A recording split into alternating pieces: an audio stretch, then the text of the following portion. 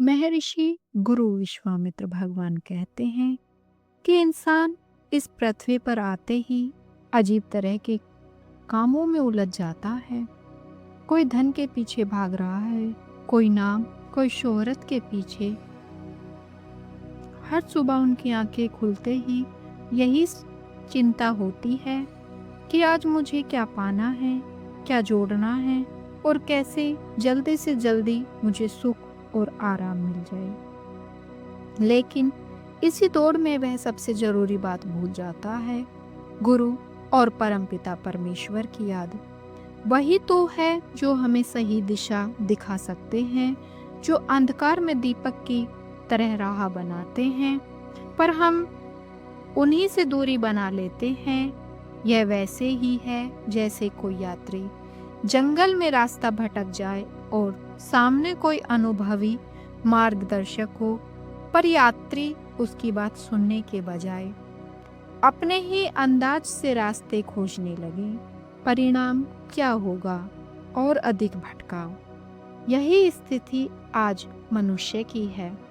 गुरु बार बार शिक्षा देते हैं, प्रेरणा भी देते हैं कि जीवन को कैसे जीना चाहिए, पर हम सुनते तो हैं, पर जीवन में कभी उतारते नहीं। यही सबसे बड़ी भूल है।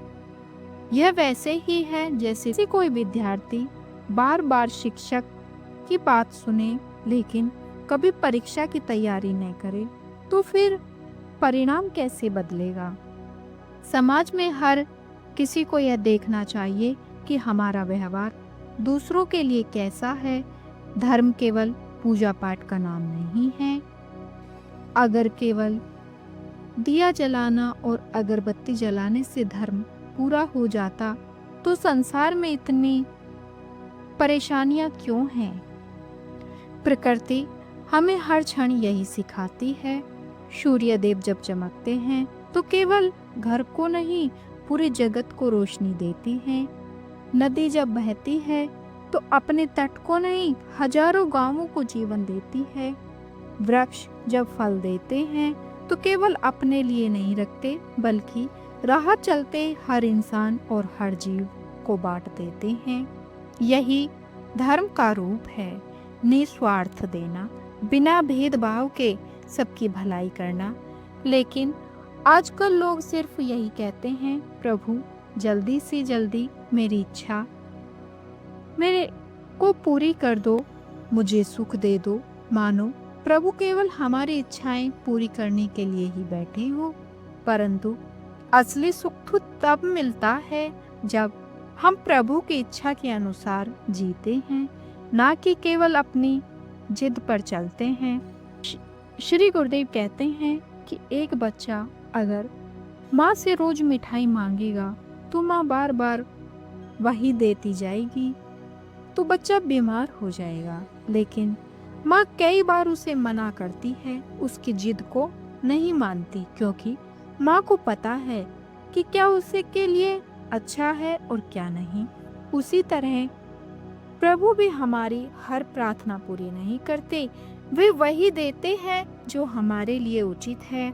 यही समझ गुरु की कृपा से आती है।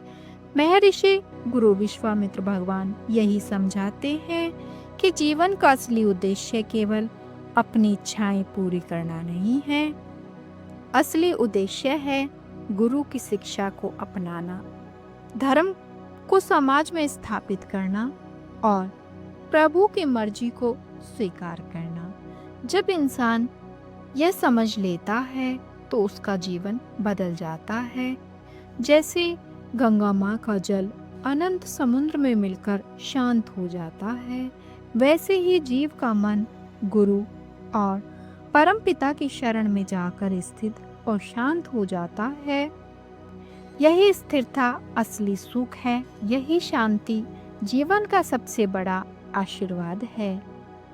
महर्षि गुरु विश्वामित्र भगवान का यही संदेश हमें याद दिलाता है कि जीवन का सार भाग दौड़ में नहीं, भोग विलास में नहीं, बल्कि गुरु की दृष्टि और प्रभु की इच्छा को स्वीकार करने में है।